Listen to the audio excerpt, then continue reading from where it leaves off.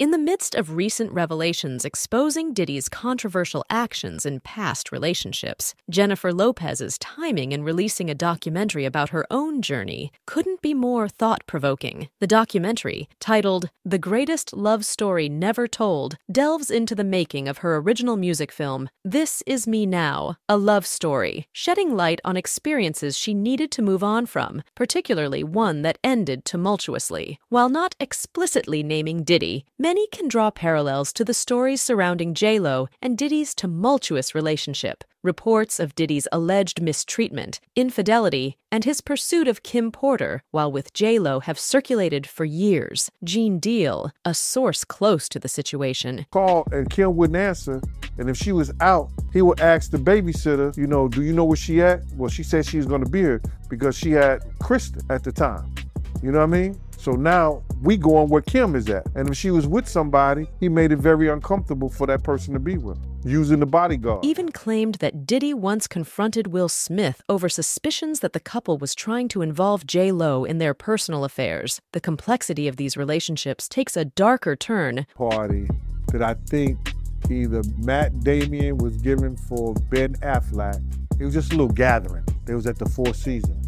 Will Smith and his sister and her husband, we were all sitting on this side of the room.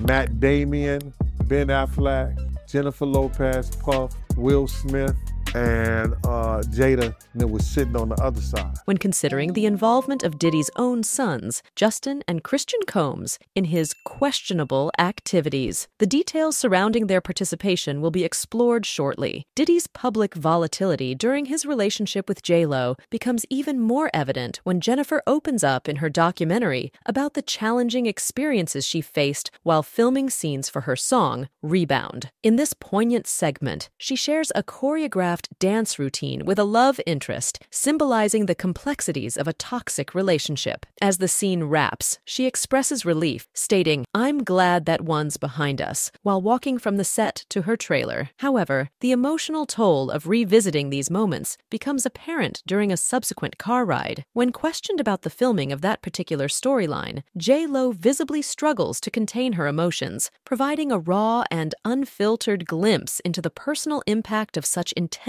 portrayals. And she says, "Being thrown around and manhandled like that is not fun. I was never in a relationship where I got beat. Thank God. But I've definitely been manhandled and a couple of other unsavory things, rough, disrespectful." While Jennifer Lopez doesn't explicitly name the individual involved in the tumultuous scenes she describes, many speculate that she may be alluding to Diddy, especially given recent revelations about his behavior. Several sources and the context of her remarks in the last couple of months point to a strong possibility that she is referring to him, or at least someone who mistreated her during that period. Interestingly, there's a voice unafraid to directly address Diddy's actions, Lil Rod. In his lawsuit, Lil Rod openly exposes Diddy's misconduct, shedding light on a troubling aspect involving Diddy's son, Justin Combs. Lil Rod says in the lawsuit that Diddy directed Stevie J and his son Justin to recruit the ladies for his parties, and in Justin's case, he was instructed to find the underage ones to attend the parties. He even included screenshots of Justin attending the parties with Diddy, and in the photos, there were girls who looked like they were clearly too young to be at the parties. Baby, it's one thing for Diddy to be doing whatever he was doing, but involving his son too? That's just nasty. Guess what? In addition to using Justin to service his fantasies, Diddy also used Justin to cover some of his crimes. In the lawsuit, Lil Rod says that a man identified in the lawsuit as only G, a friend of Diddy's son Justin, was involved in a pew-pew incident. During the alleged incident, Lil Rod says he heard shots while 2 feet away from the restroom at Chalice Recording Studio in Los Angeles. Then when Diddy and Justin exited the restroom, he saw G suffering, at which point he offered assistance. As per what Lil Rod spilled, Diddy forced him to lie to the authorities about what happened, with police being told it was the result of a drive-by. Contrary to the LAPD's investigation, which concluded that an incident involving G was a result of a robbery, evidence suggests a different narrative. It appears that individuals were compensated to provide false information to protect Diddy. The truth behind the incident, where G was allegedly hit outside the studio but sought refuge inside, points to a deliberate cover-up orchestrated to shield Diddy from the consequences. When confronted about his association with his father, Justin Combs faced questions that delved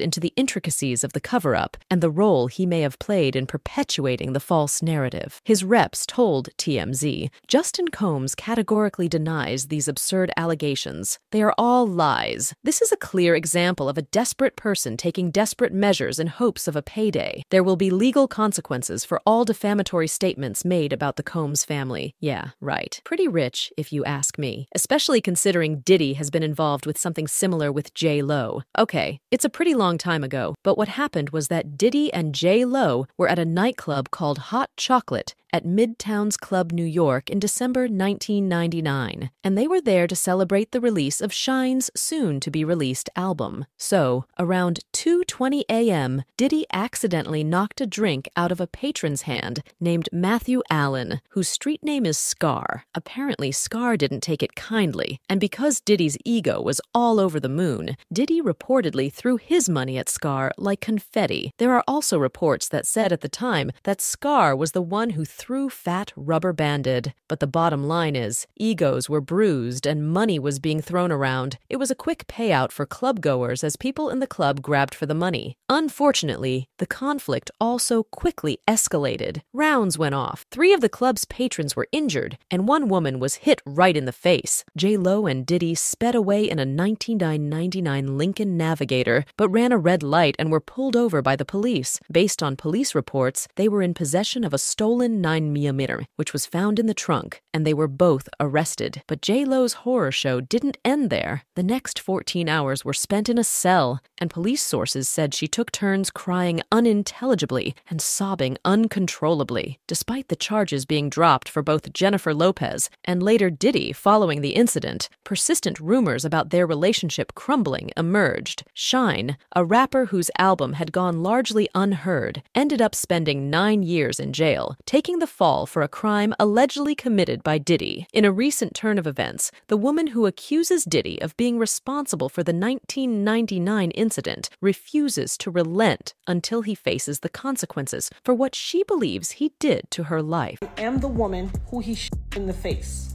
in that 1999, December 27th, 1999, Club New York shooting.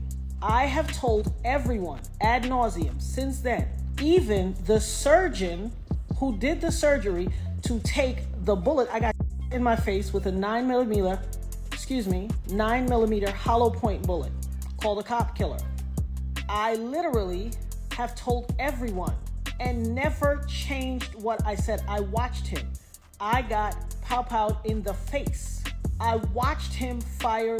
I've said it all this time. The certainty about Diddy's involvement was reinforced when Lil Rod mentioned the 1999 incident in his lawsuit. According to Lil Rod, Diddy boasted about getting away with firing a firearm at people, specifically referencing the nightclub incident in New York City involving Shine. While Jennifer Lopez has shared her experiences and fears during her relationship with Diddy, there's a new urgency for her to address the accusations made by the woman connected to the 1999 incident. With the passage of time and the dropping of charges, J-Lo may no longer have reason to fear Diddy. It's crucial for her to corroborate the claims against Diddy, shedding light on what happened and potentially vindicating Shine. Justin Combs, too, faces the responsibility of coming clean about his involvement in Diddy's actions. The unfolding revelations about Diddy's past actions, cover-ups, and the toll on those implicated leave us questioning the extent of these dark shenanigans. Share your thoughts on J-Lo's revelations about domestic violence, her role in covering up a crime with Diddy, and Justin Combs being entangled in Diddy's affairs in the comments section below.